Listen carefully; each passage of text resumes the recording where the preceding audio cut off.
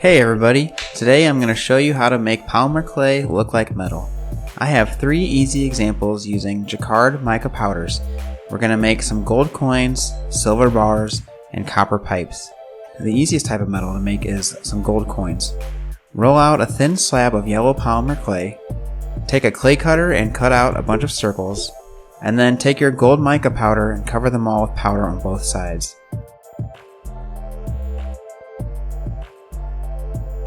The second easiest metal to make is silver.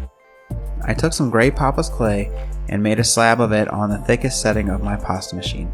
Then I cut it in half and put one piece on top of the other to get my desired height.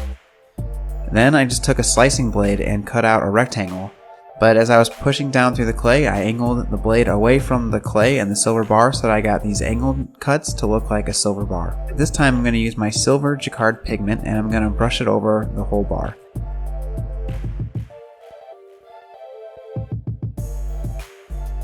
And then after they've been baked, they come out looking great, and when you combine the silver and the gold pieces together, you really start to see how the two can look great as some treasure.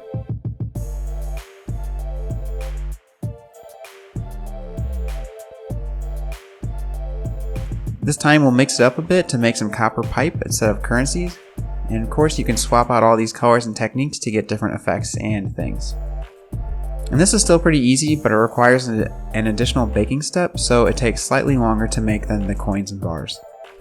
Just roll out a thin snake of ochre clay and bend it in the middle so you get as close to a 90-degree bend as possible. Don't worry, it doesn't have to be perfect angle, and that is quite alright. Just like in the other steps, cover your clay with the copper pigment on both sides and bake it to get it ready for the next step.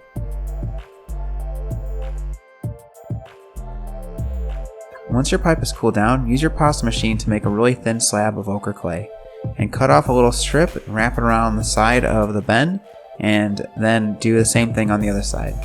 Then blend the two sides together as best you can and cut off any excess clay so it looks like you have 2 pieces of copper pipe joined together by an elbow joint. And then cover your new clay with some copper mica powder and you're all set.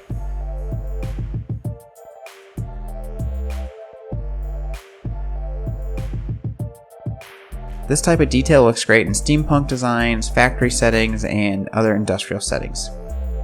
So thank you very much for watching. Check the links in the description to order Papa's Clay and the other tools and mica powders we used today, and stay tuned for more Papa's Clay tutorials. Thanks very much.